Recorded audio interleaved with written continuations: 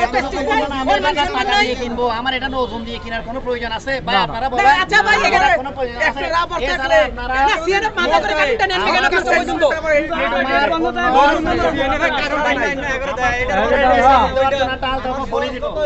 একটা নাই আনো বলে দুটো আনো প্রত্যেক দিন একদিন প্রত্যেক দিন আগে এত বছর কাস্টমার প্রথম মাল নামাইতে আচ্ছা এসিবিএল সব দুর্নীতি হয়েছে তো তার লাইসেন্স এটা বাদ দিয়ে দে, অন্য ডিপোতে দে, যেহেতু অন্য ডিপো ভালো সব ফরওয়ার্ডে চলে যা, যেহেতু তোর লাইসেন্সে বেশি সমস্যা।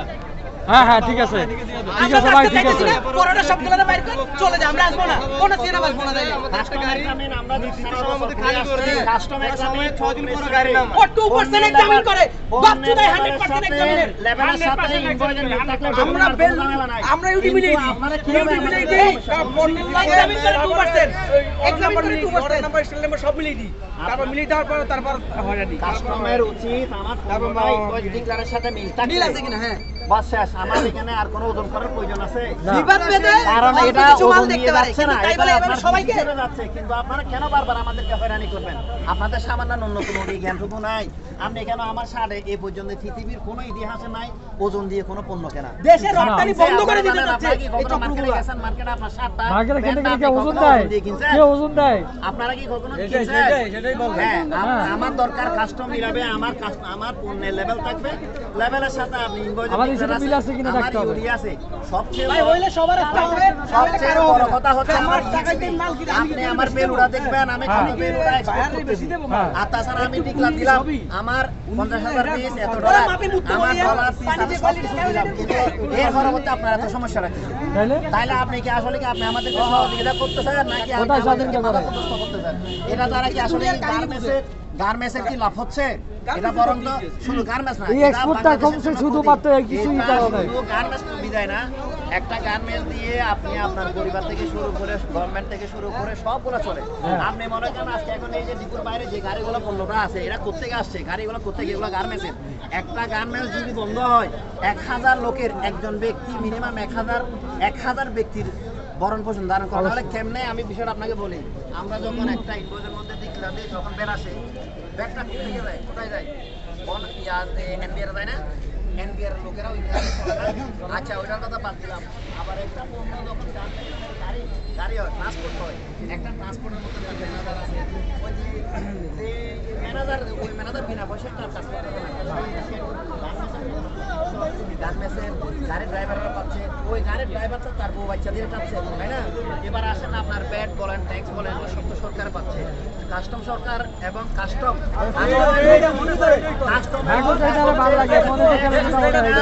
গার্মেন্টসের অন্য কোনো ডিউটি ফান্ড হিসাবে দেখেন। আর তাছাড়া এনবিআর রয়েছে ব্যাংকে আমরা যখন এক্সপি ছাড়া কখনো শিপমেন্ট হয় না, আপনি দেখবেন এক্সপি, আপনি আমার এক্সপিটার মধ্যে বেলুটা ঠিক আছে কিনা, ইনভয়েসে ঠিক আছে কিনা, আমার পণ্যের প্রাপ্যতা কতটুকু সেটা ডিক্লার আছে আর ইউডির মধ্যে, তাহলে এর বড়টা আপনি কেন আমার পণ্যটা হোয়াইট করবেন, আপনি আমার ঝামেলা করবেন? আমার না নামা পর্যন্ত আপনারা কাস্টম আপনারা মনে করবেন আপনারা অবশ্যই উচিত একটা শিপমেন্ট দেখবেন। আমাদের যারা কাস্টম সরকার আছে যদি একটা ডকুমেন্ট রিসিভ নেওয়ার পর দিতে না পারে বলে কত ধরনের সমস্যা করে, বলে দেখি এরা শিপমেন্ট না এটা ইয়ার হয়ে গেছে, তাইলে আপনি দেখেন ইয়ার হলে কি লক্ষ লক্ষ টাকা নাকি লাভ, আমাদের জন্য ক্ষতি। কিভাবে ক্ষতি? এই যে পণ্য যখন ডিপো থেকে আবার শাট আউট হবে, শাট আউট করতে গেলে ডিপোর মধ্যে বিভিন্ন আনুষ্ঠানিকতা আছে, এগুলা করতে কিন্তু আরো এক সপ্তাহ, এর মধ্যে যদি ইয়ারও যদি ক্যান্সেল করে দেয় তাহলে পণ্য তো বাংলাদেশে পৌঁছার আর উপায় আছে না।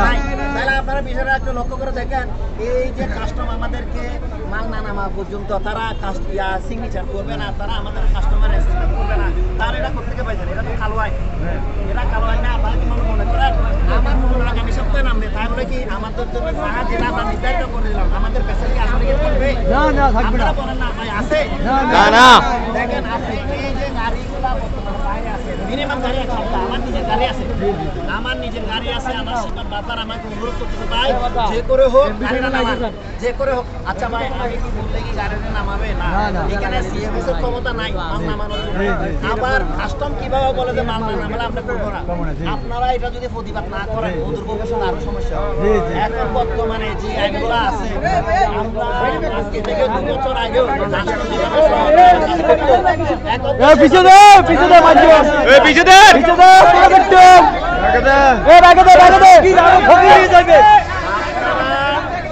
কাস্টমের উদ্দেশ্যে বলতেছি, সরকারের যারা কর্মকর্তা আছেন তাদের উদ্দেশ্যে বলতেছি, আপনারা যেভাবে বলেন এটা দ্বারা এটা গার্মেন্টস শিল্পের জন্য ক্ষতি, এটা দ্বারা কর্মচারী আছে আমাদের জন্য ক্ষতি, সাধারণ মানুষের জন্য ক্ষতি, সাধারণ মানুষ থেকে শুরু করে বাংলাদেশের পুরোটা ক্ষতি। তাহলে আপনি সরকারি কর্মকর্তা হয়ে আপনাদের লাভটুকু